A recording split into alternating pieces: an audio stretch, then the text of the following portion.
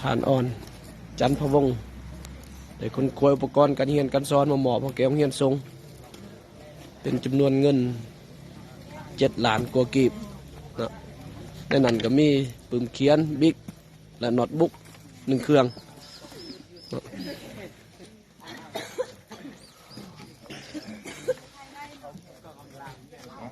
เดี๋ยวนะ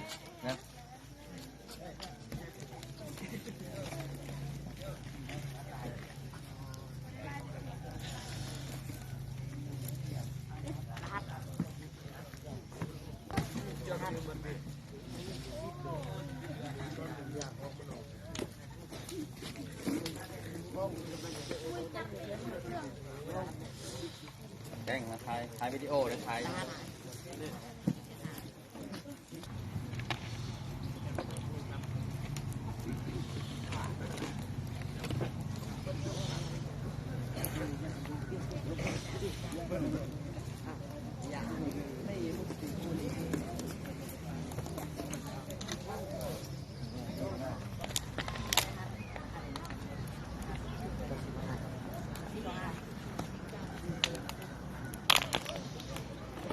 บิ๊กนั้นไปซื้ออยู่ไทยคนนั้นไปลิ้นไทยคนนั้นเลยซื้อมาบิ๊กกับซอ